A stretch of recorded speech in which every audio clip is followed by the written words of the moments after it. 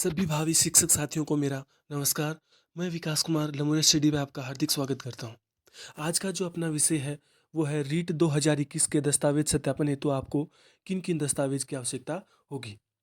सबसे पहले तो मैं आपको बता दूं कि अभी जो प्रोसेस होगा वो क्या होगा।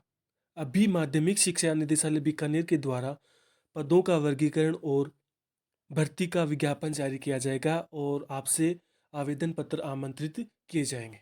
आपके द्वारा आवेदन पत्र भरने के बाद में निदेशालय बीकानेर के द्वारा कट ऑफ जारी की जाएगी और उस कट ऑफ के अंदर जो भी अभ्यर्थी आएंगे उनको दस्तावेज सत्यापन हेतु बुलाया जाएगा और लगभग 1.5 गुना अभ्यर्थियों को, यानी कि जितनी वैकेंसीज हैं उनका लगभग 1.5 गुना अभ्यर्थियों को दस्तावेज सत्यापन के लिए बुलाया जाएगा।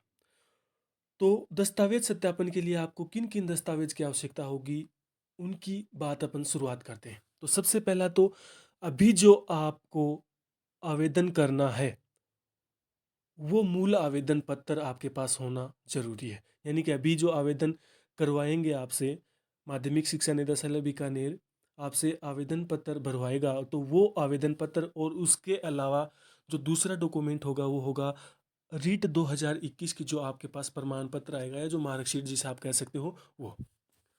इसके अलावा लगभग 10-11 डॉक्यूमेंट्स ऐसे हैं जो आपको अभी से व्यवस्थित करने शुरू कर देने चाहिए।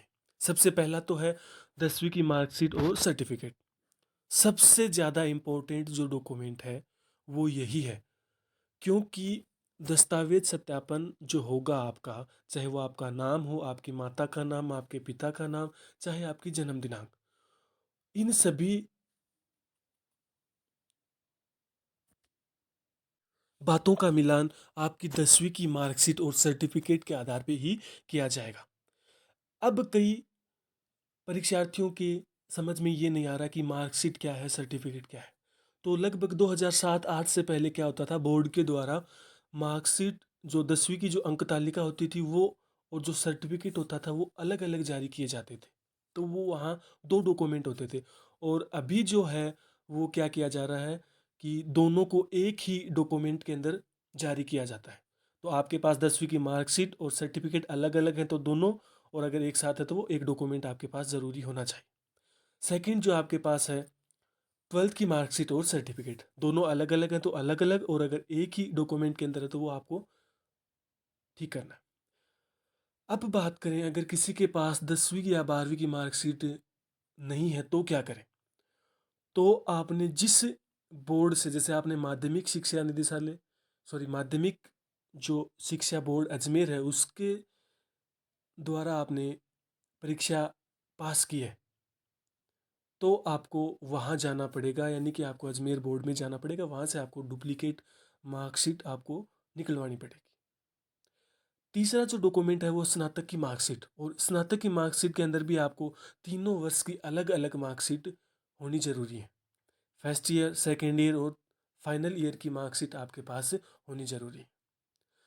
फोर्थ जो डॉक्यूमेंट आपका वो है बैचलर डिग्री, यानी कि जो स्नातक की जो आपके पास डिग्री है, यानी जैसे ही आप कॉलेज पास आउट करते हो तो उसके बाद में लगभग 2 या 3 साल के बाद या 4 साल के बाद में आपकी कॉलेज के अंदर डिग्री आती है और उस डिग्री में मेंशन होता है कि इस परीक्षार्थी ने इस विषय से, इस डिवीजन से ये परीक्षा पास की है।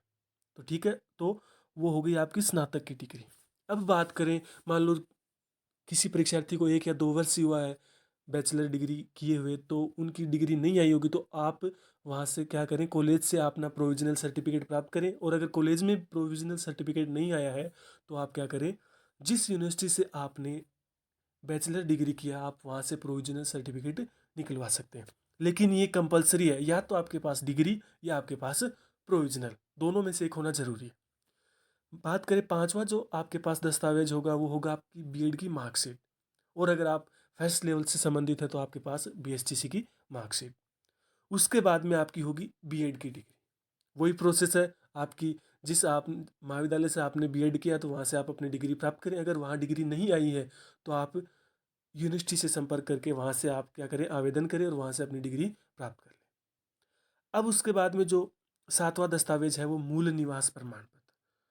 ये लगभग प्रत्येक परीक्षार्थी ने लगभग बनवा लेते हैं, बच्चे पहले ही बनवा लेते हैं कि मूल निवास क्योंकि कभी चेंज नहीं होता, मूल निवास जिस स्थान के आप निवासी है वहाँ से आपका मूल निवास आपकी तहसील से बनाया जाता है, तो वो लगभग के पास होता है। उसके बाद में अगर बात करें तो जाति प्रमाण पत्र, और बहुत ही आवश्यक दस्तावेज है। क्यों? क्योंकि अगर आप आरक्षण का लाभ उठाना चाहते हैं तो आपने जिस कैटेगरी से आवेदन किया है आपके पास उस कैटेगरी का प्रमाण पत्र होना आवश्यक है। लेकिन सबसे पहले आपको बता दूं कि जनरल के लिए किसी भी प्रमाण पत्र यानी कि जो जाति प्रमाण पत्र होता है उसकी आवश्यकता नहीं होती। अगर आपने जनरल से आवेदन किया है तो आपको किसी भी प्रकार के कास्ट सर्टिफिकेट की आवश्यकता नहीं है। अब उसके बाद जो बचे ओबीसी है, जैसे एससी, एसटी, एसबीसी है, ईडब्ल्यूएस है, इन सभी को अपना अपना कास्ट सर्टिफिकेट बनाना होगा। बात करें ईडब्ल्यूएस की, तो ईडब्ल्यूएस वालों को दो सर्टिफिकेट चाहिए होंगे। कैसे? एक तो ईडब्ल्यूएस का, और एक ईडब्ल्यूएस में भी आपकी कौन सी जाति है यानी कि आपका कास्ट सर्टिफिकेट भी आपको चाहिए होगा। अगर आपके पास जाति प्रमाण पत्र नहीं होगा दस्तावेज सत्यापन के समय, तो आपको आरक्षण का लाभ न देकर आपको सामान्य श्रेणी के अंदर ही काउंट किया जाएगा। बात करें जो नवा डॉक्यूमेंट है वो है विवाह पंजीयन प्रमाण पत्र। जिन परीक्षार्थियों अभ्यर्थियों का विवाह हो चुका है तो उनको विवाह पंजीयन प्रमाण पत्र आवश्यक रूप से बना लेना चाहिए। इसके ऑप्शन और भी होंगे, जैसे मान लो अभी जिनकी हाल ही में शादी हुई है या अभी 1 महीने बाद में शादी होगी, उनके पास विवाह प्रमाण पत्र नहीं होगा, तो वो एक अलग बात है कि जब विवाह प्रमाण पत्र नहीं होगा तो आपसे आप क्या कर सकते हो, आप एफिडेविट बना सकते हो, आप स्टाम्प पे लिखवा सकते हो, नोटरी करवा के आप दे सकते हो कि भाई मेरी ये शादी फलाना फलाना व्यक्ति से हुई है और मैंने अभी शादी की, और लगभग मैं 5 दिन में या 10 दिन में या जब भी मेरा बन जाएगा तब मैं आपको उपलब्ध करवा दूंगा, वो बात अलग है। लेकिन अगर आपका विवाह हो चुका है तो आपके पास अभी समय है, तो आप विवाह पंजीयन प्रमाण पत्र के लिए आवेदन कर देवें ताकि समय पर आपको मिल जाए। अब बात करें 10वां जो आपका डॉक्यूमेंट होगा वो भी बहुत इंपॉर्टेंट है, यानी कि आपने जिस कैटेगरी से आवेदन किया है, यानी अगर महिला अभ्यर्थी हैं और जो विडो है, जो महिला अभ्यर्थी ने विडो कैटेगरी से आवेदन किया है तो आपके पास वो प्रमाण पत्र होना चाहिए, और आपके पति की मृत्यु का प्रमाण पत्र भी आपके पास होना चाहिए।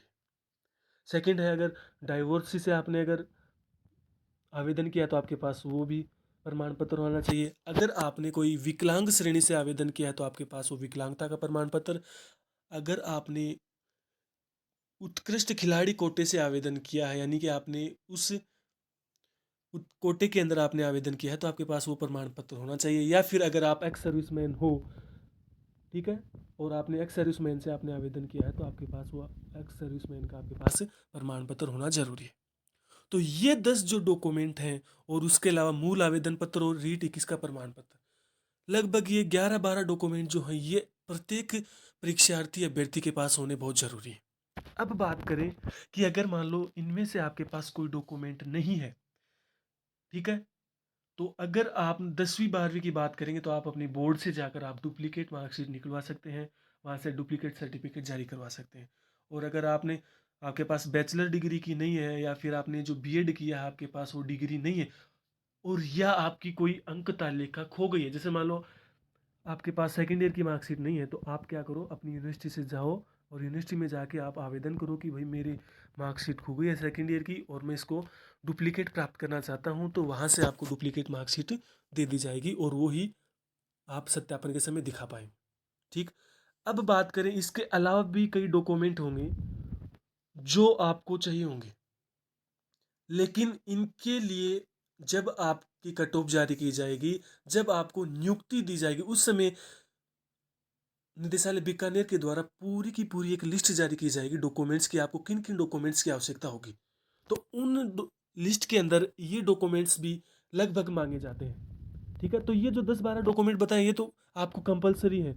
अब जो इनके अलावा जो मांगे जाएंगे वो आपसे पहले ही बता देता हूँ ताकि आपको ध्यान हो जाए कि थोड़ा सा किस प्रकार से क्या होगा। तो जो पहले जो है वो है शपथ पत्र। तो शपथ पत्र वो जो लिस्ट जारी करेगा निदेशालय बीकानेर, उसके अंदर वो एक पूरा प्रारूप देंगे आपको कि आपके पास किस चीज़ के शपथ पत्र होने चाहिए। जैसे उसमें धूम्रपान से संबंधित शपथ पत्र होगा, संविधान की पालना का होगा कि भाई मैं ना पूर्ण रूप से संविधान की पालना करूंगा, ऐसा आपको शपथ पत्र देना पड़ेगा। संतान संबंधी घोषणा पत्र, अगर आप विवाहित हैं और संतान आपके हैं या नहीं है तो भी आपको क्या करना पड़ेगा, संतान संबंधी घोषणा पत्र देना पड़ेगा। इसके अलावा 1-2 शपथ पत्र आपको और देना पड़ सकता है, ठीक है? तो वो उसी समय जारी होगा। इसके बाद में बात करें तो सीसी यानी कि कैरेक्टर सर्टिफिकेट, लगभग 2 या 3 कैरेक्टर सर्टिफिकेट आपको चाहिए होंगे।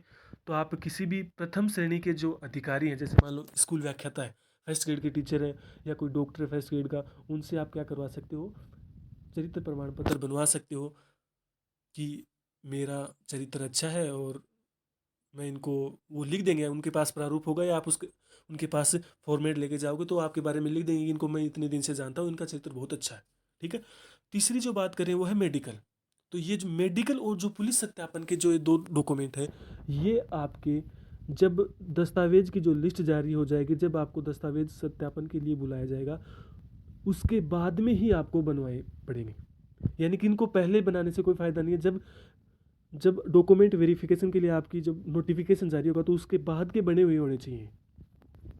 अब जो एक अन्य इम्पोर्टेंट बात है वो और आपको बता दूं कि इसके अलावा अगर आपने मास्टर डिग्री कर रखी है, आपने एमए कर रखा है, आपने एमएससी कर रखी है, तो जब आप आवेदन पत्र भरते हो तो वैसे तो कोई ज़रूरी नहीं है वहाँ आवेदन पत्र में आप वहाँ शो करो कि मैं मास्टर डिग्री कर रखी है, मैंने एमएससी कर रखी है, एमए कर रखी है।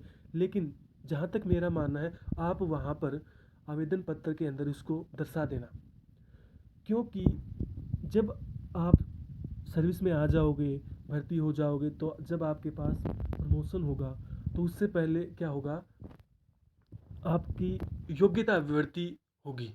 तो योग्यता विवृत्ति के लिए फिर से आपको चक्कर काटने पड़ेंगे, फिर से फार्म भरना पड़ेगा, तो वो जो प्रक्रिया हो जाती है वो जटिल हो जाती है। इससे अच्छा है कि आप जब भी आवेदन पत्र भरो अपना, उस समय आप क्या कर देना, अपनी मास्टर डिग्री को भी दर्शा देना फार्म के अंदर, ताकि आपको बाद में चक्कर नहीं काटने पड़े और आपकी पहले से ही आपकी मास्टर डिग्री जुड़ जाए, ठीक है। इन सब बातों का आपको ध्यान रखना, और जैसे ही नोटिफिकेशन जारी होगा आपको मैं फिर से अवगत करवा दूंगा कि कौन कौन से डॉक्यूमेंट चाहिए होंगे। अभी तक जो आपको बनाने हैं लगभग ये 10-12 डॉक्यूमेंट हैं। 10 डॉक्यूमेंट तो ऐसे हैं जो आपके पास होने चाहिए, आपकी मार्कशीट, डिग्री वगैरह जो भी है। धन्यवाद। अगर वीडियो पसंद आया तो लाइक, शेयर एंड सब्सक्राइब जरूर करें चैनल को। धन्यवाद।